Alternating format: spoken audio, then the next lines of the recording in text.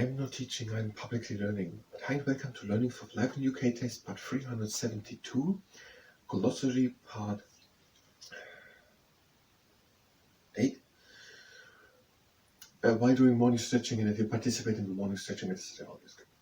So we're having, first past the post. That is a system of election in which the candidate with the largest number of votes in a particular constituency wins a seat in parliament. I don't really get why we're explaining it. The one with the most votes wins. It's democracy. But okay, maybe the name. First past the post. No, franchise. That is the right to vote. They said it at a place. All the people together are known as the franchise, the people who can vote. Maybe now the glossary could just say on which page that was. Just so. Page number. Okay, everyone will be able to find it. So first, franchise. The right to vote. Or the people who have a right to vote. It seems to be always defined. General election. An event in which all the citizens of a country Why using a country? It's about the United Kingdom. In other countries, it's not called a general election. General election is English. There are over 100 countries which don't speak English. Their name for a general election is not in English.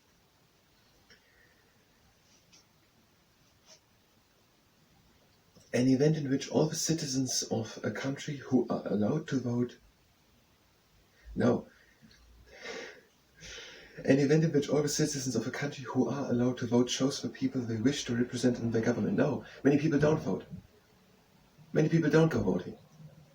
There is no duty to it. There's maybe a duty, but there's no one forced to vote. That is an important part of many democracies, but the people don't have to vote. And it's not that the people who are allowed to vote shows the people they wish to represent. Yes, if you formulate it very broadly. That is the day on which the people are voting who they want to vote for. Want to have elected. And which they should elect. So general election, it happens every 5 years, I think was it.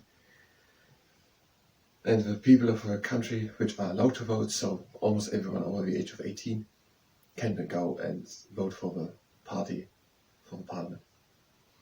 Or the member of parliament. And they are becoming then the party which has the most member of parliaments gets then the leading party. And Gothic, a style of art or architecture with the Middle Age. Why don't you describe the style? A style of art or architecture that developed in the Middle Ages.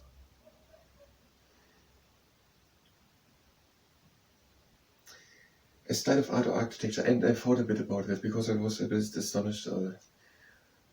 I was wondering why the Houses of Parliament weren't in the revival of a Gothic style. But it is so. The way these towers are formed, they have all these things. They look like churches from the medieval times. So the Houses of Parliament is a revival style, but it's more ornamented. The whole thing seems gold. Maybe the Gothic style was more humble, maybe something like that. And the revival had more ornament from the ornamental style at the Baroque and Renaissance. So Gothic is an architectural style, and that had developed in the Middle Ages. Government policies, official ideas and beliefs that are agreed by a political party about how to govern the country. So they are thinking about government policies. That is the cabinet doing from time to time, once a week or so. And that's the ideas which we follow. Let's go through some other ideas now. Let's go through them. Which is what we want to do. Have we somewhere anything to that except of a European Convention? So the government policies, that is the government saying, we want that and that.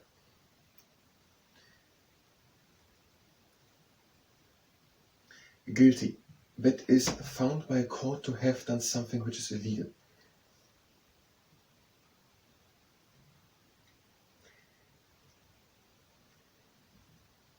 I think we have to be a little bit more specific. It means that the person is guilty of it. I don't know all in detail about all countries and about the legal system, but guilty means also, I don't know it for the United Kingdom. It means in 99% of the cases that the person, yes, it means that they have done something illegal. That means guilty, yes. But it's not what is found by the court. I don't know for the United Kingdom all exactly. What I mean is that there are some exceptions to that. Guilty, I don't know for the United Kingdom, so let it stand as it is.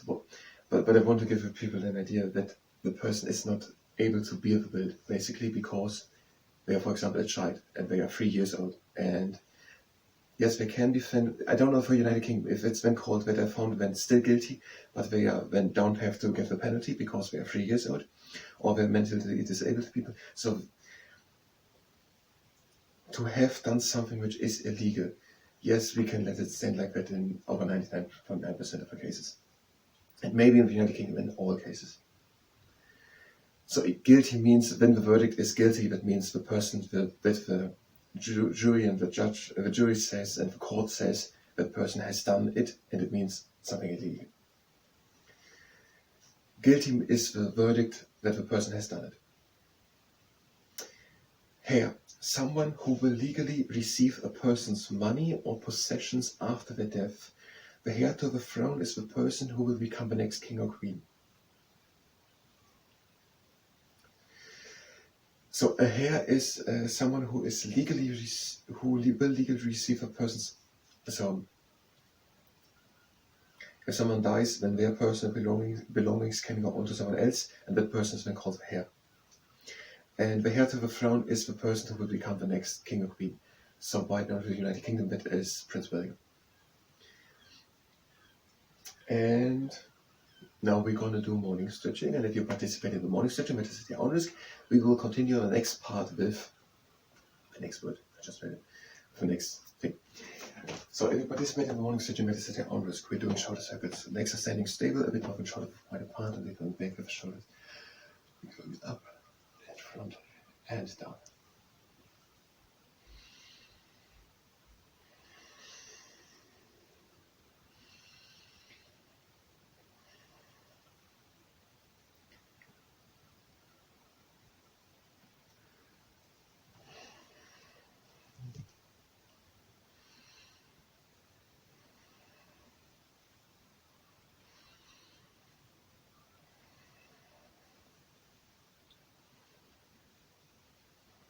And the last one.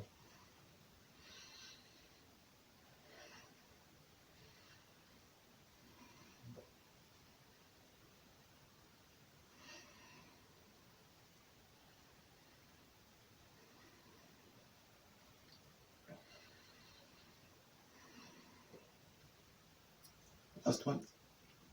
And now we are breathing in and lifting the shoulders up. And we're breathing out and we are letting them fall down. And again in, lift the shoulders up.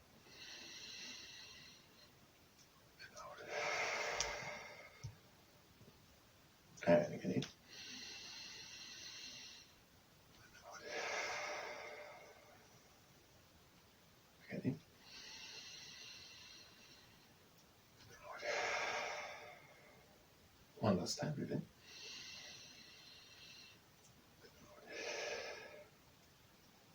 Now we're going to lift the arms up. We're doing the apple pluck. We are reaching high, pretending to take an apple hanging high on an apple branch, to turn it around and thereby to harvest all the apples.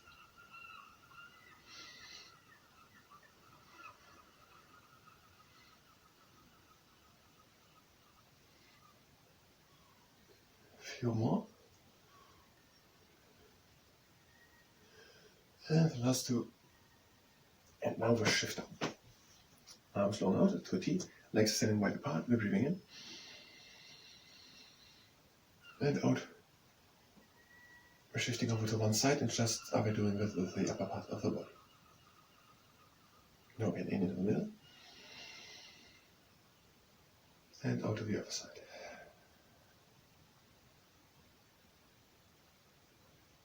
Again in. And out.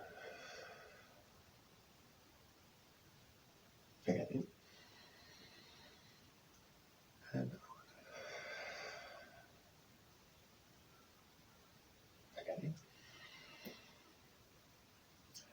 out, one last round. Back in. And out. Back in. And out, we're leaning onto our knees. And we're doing the buffalo fighting its hangover. Breathing in. And out, my shoulder in front. And in. And out, the other shoulder in front. Again in. And out. And again in. And out, one shoulder in front. And again in. And last round. Again in. Out. Breathing in. And out and bringing it down. Breathing in. And out over to one leg. Breathing in. Out over to the other leg. And in. Out into the middle. Breathing in. And out again, sliding up and around back, making it top the big ribs. Now a garden pose. With also body to be outside, we having an unbalanced space between the heels. We're breathing in and lifting the arms up. And we're breathing out and we're sinking down. We're placing the elbows against the insides of the knees. And we're breathing in and straightening up the back. And out we come with the back up. Again in. And out, back down. Breathing in, straighten up the back. And out, again. Again in. And out into the garden pose for last time. You're breathing in. And out, we're coming slowly up in one straight line. And now the seahorse pose. We're having a good standing leg. We're placing the heel of a mobile leg on top of the knee of a standing leg. This is only if you can do it to injure yourself. We're breathing in. And out, and we're singing king down. So, 3 architects. Do we know who have firms? So these are Sir Norman Foster, Lord Richard Rogers, and Dame Zaha Hadid. Okay, it's first music, then architecture, and the films, and then the place of interest. So where are the gardens? The gardens are, not here. They are not spawned. They are not here. Where are the gardens? Architecture, fashion design, literature. Here are the gardens, by leisure. Okay, before films, by leisure. We're changing the leg. Okay, we're having Kew Gardens, Sissinghurst, Heathcote, Craig's Castle, and Invervirgin Castle. And now we're having Bodmin Garden. Bodmin Garden.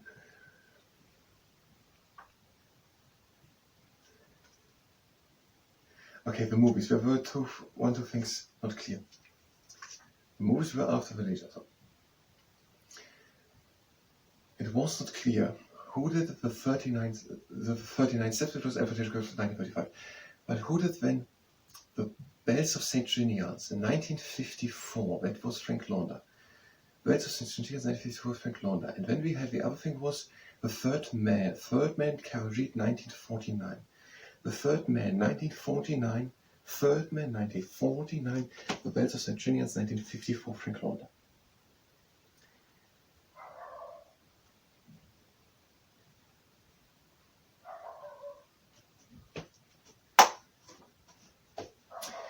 A closing exercise, we're putting in. Out. Again in. Out.